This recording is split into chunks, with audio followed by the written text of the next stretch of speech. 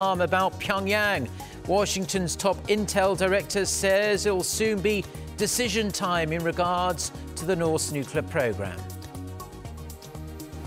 US President Donald Trump takes aim at the South Korea-U.S. free trade deal yet again. He vows to rework the FTA, labeling it a disaster.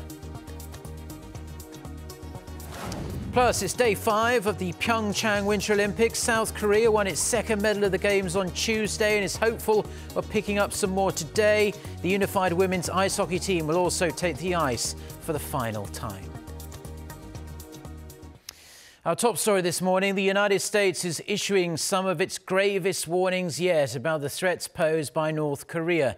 Washington's intel director says Pyongyang poses an ever more increasing threat to the U.S., and that while the goal is a peaceful settlement, the decision time is becoming ever closer in terms of a response to the regime's nuclear program. Park So-yeon starts us off. One of the top intelligence officials in the U.S. says time is running out for the United States to confront the existential threat posed by North Korea. Speaking at a Senate intelligence hearing on Tuesday, Director of National Intelligence Dan Coats warned decision time is edging ever nearer for the United States to take action on North Korea's nuclear weapons program. He said the Trump administration's goal is to reach a peaceful settlement through its policy of maximum pressure. Decision time is becoming ever closer in terms of how we respond to this. Our goal is a peaceful settlement. We are using maximum pressure on North Korea in various ways, which can be described by my colleagues here, most of that in open session, in closed session. Coats added that North Korea's repeated statements that its nuclear weapons are the basis for its survival suggest the regime does not intend to give up its nuclear programs through negotiations. He warned North Korea will continue with more aggressive testing, saying it will likely pose the most volatile and confrontational threat this year. The top intel official said the U.S. expects Pyongyang to continue conducting ballistic missile tests and increase its nuclear stockpile, as well as continuing its long-standing chemical and biological warfare programs. Also speaking at the Senate intelligence hearing on Tuesday was CIA Director Mike Pompeo. He said that despite the recent inter-Korean talks, there's no indication of any strategic change in Kim Jong-un's desire to remain a nuclear threat to the United States. Park So-yeon, Arirang News. And the United States is planning to up its overseas defense capability, citing increasing threats from North Korea, as well as China and Russia. The Pentagon is asking Congress to approve a huge boost in military spending for next year, which includes deploying an additional 82 THAAD interceptors around the world. The U.S. currently has 7 THAAD systems in operation around the globe, including one here in South Korea. The $686 billion budget plan, one of the largest in U.S. history, puts a strong emphasis on missile defense. Last year's THAAD deployment to South Korea was met with resistance from local residents and a massive backlash from China. President Jaein says the United States has expressed a willingness to talk to North Korea. He made the remarks during a summit on Tuesday with his Latvian counterpart, where he asked for Latvia's support for efforts towards a resumption of dialogue between Washington and Pyongyang. The Latvian leader recognized the South Korean leader's efforts to make the 2018 Olympics an Olympics for peace. He said the recent visit to the South by the sister of North Korean leader Kim Jong-un was meaningful in that it sent out a strong message from the regime to the rest of the world. South Korea's defense-related authorities have remained fairly tight-lipped ever since the two Koreas started their Olympics-related diplomacy. They are also remaining relatively quiet on the revised schedule for the joint annual military drills with the U.S. that were postponed in light of the PyeongChang Games. Our Oh Jung-hee with the details. With the prospect of an inter-Korean summit rising, South Korean authorities are silent on whether Seoul's joint military drills with the U.S. will take place as scheduled. The drills carries off in full eagle, which were to kick off in late February or early March, were postponed until after the PyeongChang Winter Olympics, which the two countries said was to ensure the safety of the Games. South Korea's defense authorities were adamant that Seoul-Washington joint military drills would take place after the Olympics, but now they're being tight-lipped, not saying exactly when the drills will take place and not confirming that they will be held. The general view was that the drills would take place in April, but on Tuesday, when asked whether drill schedules could change in accordance with further engagement with Pyongyang or whether the drills would even take place this year, the Defense Ministry spokesperson refused to give a clear-cut answer. We will tell you at the appropriate time. And this is why speculation is rising that the Seoul-Washington joint military drills could be further postponed or at least scaled down. And fueling such a speculation is a North Korean report that Pyongyang won't go ahead with provocations for the time being. 조선신보, a newspaper published by North Koreans in Japan, reported it is reasonable to say Pyongyang won't conduct nuclear tests or missile launches as long as efforts to improve ties continue between the two Koreas. The paper also stressed that Seoul-Washington joint military drills would only provoke North Korea to continue its weapons program. The South Korea-U.S. Combined Forces Command says there's no change in the U.S. position on the drills. Washington plans to hold the drills at the scheduled time and on the originally planned scale. 오정희, Arirang News.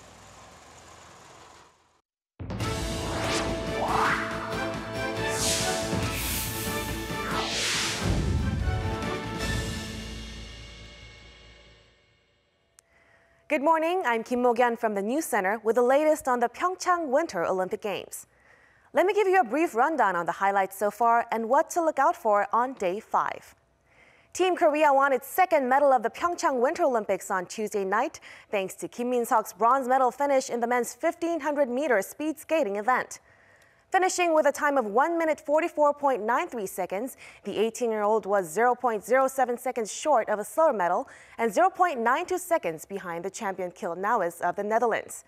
With the surprise bronze for Kim, he becomes the first Asian speed skater to win an Olympic medal in the 1500-meter event. Over in the women's 500-meter short track speed skating event, South Korea's Choi Min-jeong could have added a silver for the nation if not for a penalty. The 19-year-old phenom came in second place behind Italy's Arianna Fontana in a photo finish, but was later disqualified after officials ruled that Choi had touched the knee of Canadian skater Kim Bu-taeng while making a move on the inside. The ruling gave Dutch skater Jana van Kerkhove the silver and Bu-taeng the bronze. American snowboard legend Shaun White is ready to awe the crowd once again in the men's snowboard halfpipe finals. The event will start at around 10:30 a.m. Korea time, and all eyes are on whether the two-time Olympic champion can make it 3 times a charm. In the preliminaries on Tuesday, White advanced to the finals with an eye-opening score of 98.5. He'll be competing against some world-class stars such as Scotty James of Australia and Japan's Ayumu Hirano. White won halfpipe gold in Turin and Vancouver, but missed out a medal on Sochi. Now let's take a closer look at what's ahead of us on Day 5. The preliminary round for the women's ice hockey match between the United Korea team and Japan is scheduled for 4:40 p.m. Korea time. This would be the United team's last match after losing their first 2 games against Switzerland and Sweden. We're also looking forward to the women's 1,000-meter speed skating event at 7 p.m. All eyes are on Park Seung-hee, a former short-track speed skater who won a bunch of medals at the Sochi Olympics. Another eye-catching event is the women's 15-kilometer biathlon set for 8 p.m. 5 athletes will represent South Korea, 3 Koreans and 2 naturalized Koreans. And the doubles run for luge will kick off from 9:40 p.m. with Korea looking forward to a great performance from Park Jin-young and Jo Jung-myung. Now let's wrap up by taking a look at the current medal standings. We will have more updates for you throughout the day, so stay tuned. I'll see you guys again in our next newscast.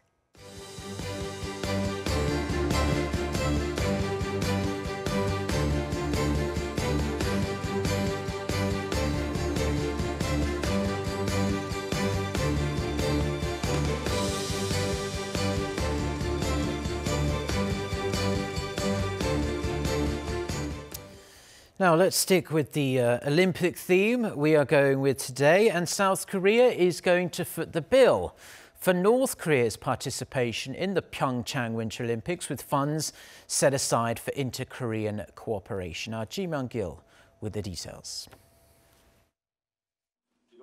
The South Korean government has approved a budget worth $2.6 million to cover expenses incurred by the North Korean delegation sent to PyeongChang.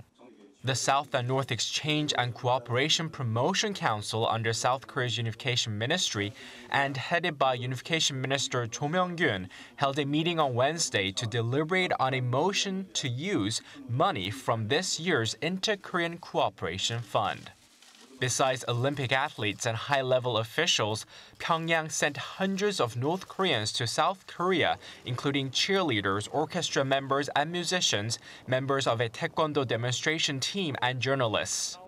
The South Korean government plans to hold another meeting concerning the participation of North Korea with a delegation of roughly 150 members at the PyeongChang Paralympics to kick off in March.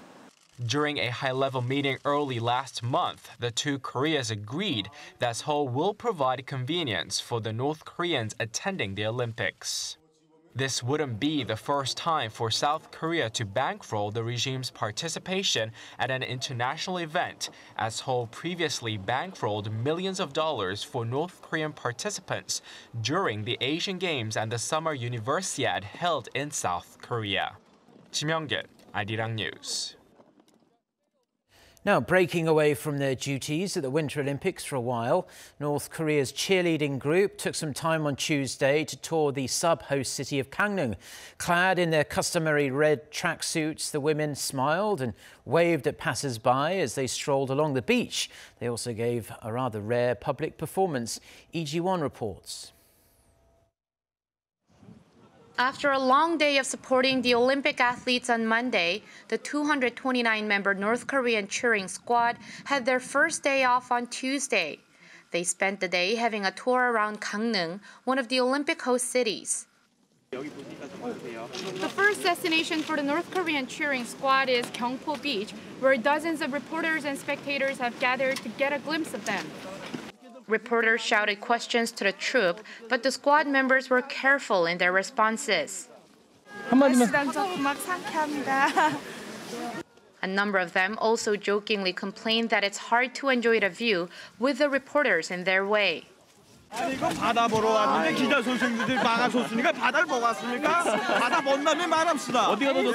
But some also share their hopes for unification. 한민족이라는 느낌이 강하게 듭니다. 앞으로 우리 힘 합쳐서 하나 된 조국을 이룩하자는 거. 이거 다 같은 심정이라고 생각합니다. Without breaking formation, the North Koreans enjoyed the view from a pathway away from the beach and headed for lunch at a local convention center. The second stop was the Ojukan House, where one of Korea's famous female artists lived and gave birth to a prominent Confucian scholar. But unlike at the previous stop, the cheering squad didn't answer any of the reporters' questions. And after a tour around the house, they gathered at a square where the North Korean band members performed a number of songs, including Arirang and their signature song 반갑습니다 or Nice to Meet You. It's really touching to see their performance. I feel like unification is only a step away. North Korea's participation in the Winter Games was arranged very suddenly, but I feel like 2018 is going to be a year for the two Koreas to get closer to unification. Though people seemed to be surprised by the sudden encounter with the North Korean cheering squad, it was a chance for them to see the Koreans from the north and feel a sense of kinship. It was a great experience. They smiled at us when our eyes met, and they just looked like an average South Korean. Only by looking at the North Korean flag on their uniform could we tell that they were from the north. Having completed their tour, the North Korean cheering squad headed back to its hotel. The squad is next scheduled to cheer for the joint Korean women's ice hockey team against Japan on Wednesday. Lee Ji-won, Arirang News, Gangneung. Now, while the Olympics are on, fans visiting the host cities of PyeongChang and Gangneung can also hit some of the eateries to try food and drink from a variety of different countries. The restaurants/pubs also provide a taste of home for international visitors here for the Games. Our Won Jung-hwan went to check a few of them out. It's Canada's home away from home. The 1,100 square meter facility opened in Gangneung last week with a ribbon-cutting ceremony. The house is open to fans with tickets for Olympic events to cheer on their favorite athletes. When we set out at the beginning of this project for PyeongChang 2018 in Gangneung, we decided if we could find a way, if we could find the right venue, the right place to welcome the world and to welcome Koreans and to welcome international spectators, it was something we wanted to do. It's very Canadian to be welcoming and friendly and kind. So, if guests register online before arriving, they will receive a special wristband when checking in. Here at the Canada Olympic House, people can purchase food and beverage with this wristband and get a little taste of Canada in Gangneung.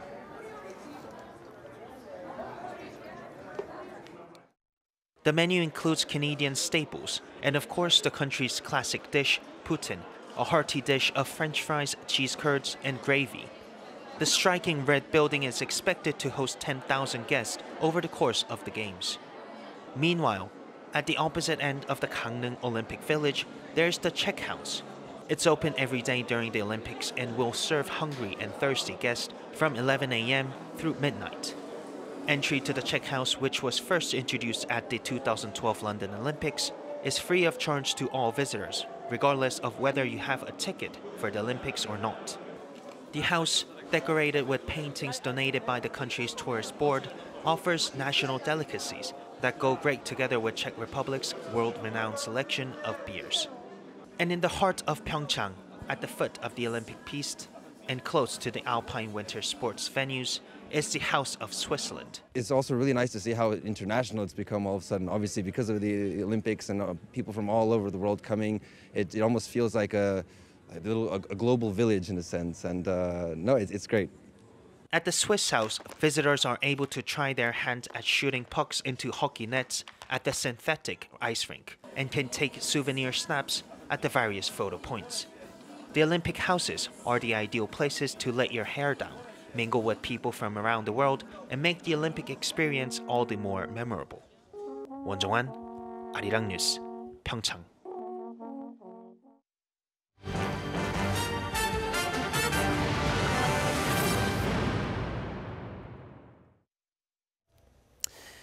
U.S. President Donald Trump has taken another jab at Washington's free trade agreement with Seoul. Speaking to senators from both parties of the White House on Tuesday, President Trump said the South Korea-U.S. FTA is a disaster.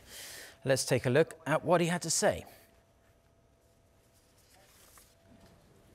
I mean, the word reciprocal is a very important word. We have countries that are taking advantage of us. They're charging us massive tariffs for us to sell our product into those countries.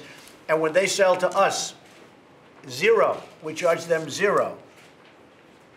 We're like the stupid people.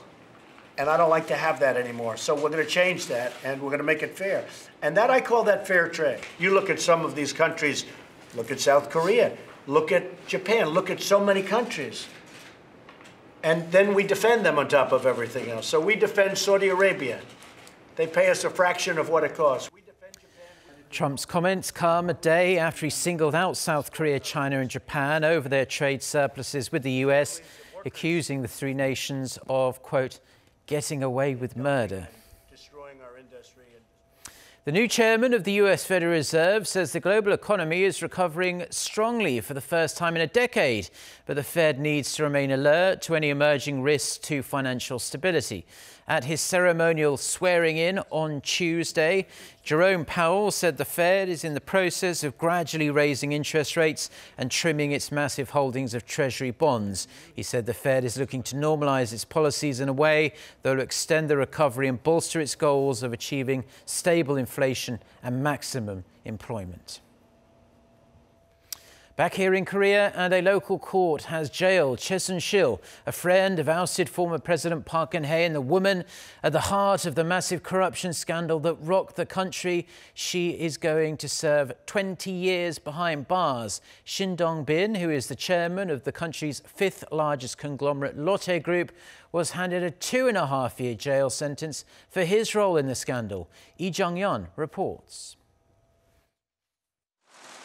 The Seoul Central District Court ruled this afternoon that Soon-sil will have to serve 20 years in prison, pay $17 million worth of fines, and forfeit almost $7 million more. The announcement came around 4:30, over 2 hours past the scheduled time. Che's sentence is 5 years shorter than what was demanded by state prosecutors, but it's the heaviest sentence among the people involved in the corruption scandal. Che is a longtime confidant of former President Park Geun-hye, who was removed from office last year for corruption. She's accused of meddling in state affairs, even though she held no official post in the Park administration, and was charged with 18 counts of corruption. The court also acknowledged as bribes the money she coerced businesses into paying to 2 non-profit organizations she controlled. Che's sentencing, not open to the public, could provide hints about the sentencing of Park Geun-hye, which is scheduled for late March. Also out today, a ruling on An Jong-bum, the former senior presidential secretary for policy coordination under Park, who was involved in Che's influence peddling. He was sentenced to 6 years in prison, a little longer than was expected, with a fine of $92,000. In the case of Lotte chairman Shin Dongbin, he was charged with paying Che more than $6 million in bribes, plus donations by his company to her foundations. He was sentenced to 2.5 years in prison and was taken into custody immediately in court. As for the former senior presidential secretary for civil affairs, Woo Byung-woo, his sentencing, originally planned for Wednesday, has been postponed to next Thursday to allow more time for reviewing documents. He is charged with concealing the corruption scandal. Lee Jung-yeon, Arirang News.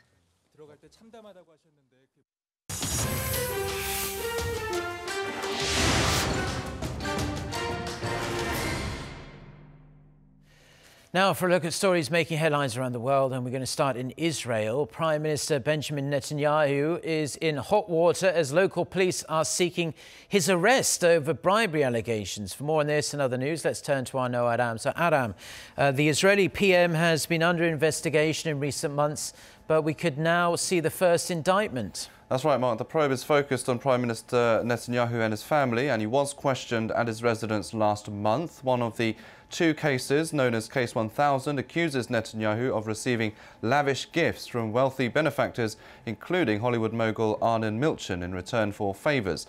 In so-called Case 2000, he's accused of striking a deal with the country's second largest newspaper to get positive coverage in return for hurting its free rival, Israel Hayom.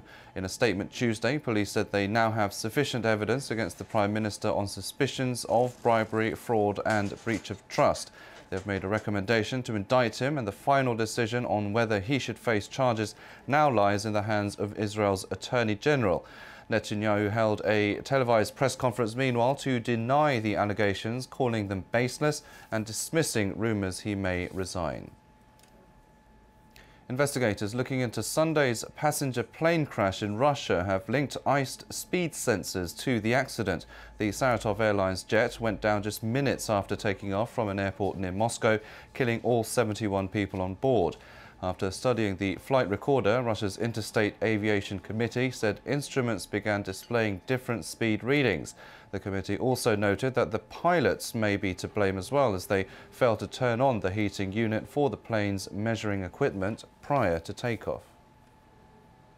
Ras Al Khaimah, one of the 7 emirates that make up the United Arab Emirates, is hosting a 10-week fitness challenge to tackle obesity with a lucrative incentive. It is being co-hosted by the Health Ministry and the RAK Hospital and will award 500 dirham or $136 for each kilogram lost. The so-called RAK Biggest Weight Loser Challenge is open to all Ras Al Khaimah residents over the age of 18 and will run from this Saturday to April 28th.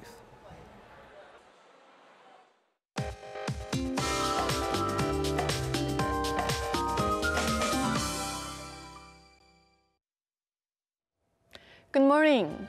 We can expect much milder temperatures, but most regions will be blanketed with high levels of fine dust today. Most of the central region, including Seoul, will be dusty all day, while the southern provinces will see higher dusty levels from this afternoon.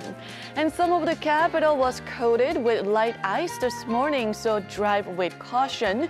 While we could see a light mix of rain and snow in the morning hours, with parts of Gangneung and Gyeonggi-do province could see up to 5 centimeters of snowfall. And taking a closer look at today's temperature readings, the high in Seoul will get up to 9 degrees Celsius this afternoon. And the last time we had such a high was back in November, while southern regions will see highs in the double digits. And readings will snap back to below seasonal averages tomorrow, which is the start of the Seollal or Lunar New Year holiday. It's going to be a cold Lunar New Year holiday this year, so dress warmly for any outdoor activities. PyeongChang will see milder temperatures as well, but expect to see a mix of rain and snow during the day today. That's Korea for you, and here's international weather for viewers around the world.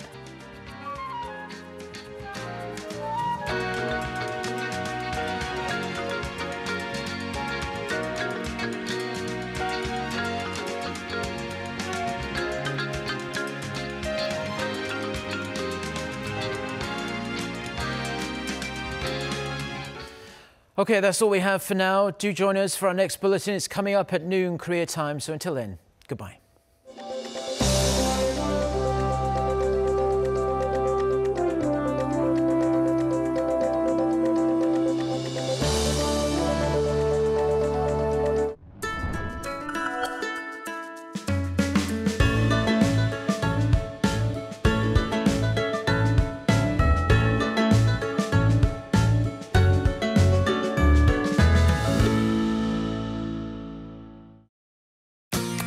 It's a place every tourist has to go through after arriving in Korea, the Incheon International Airport. In winter of 2018, it's filled with crowds of people who have come to enjoy winter sports in PyeongChang. When their eyes meet, they wave their hands, take pictures together, and show their delight with a high five. From the Incheon International Airport to PyeongChang, where the Winter Sports Festival will kick off. In less than 2 hours, you can get to the city of ice and snow, PyeongChang. On a vast stretch of fields painted white with snow, an exciting Winter Sports Festival will kick off. Are you ready to be part of it all? PyeongChang is waiting for you. In passion and in spirit, Arirang is there for PyeongChang 2018.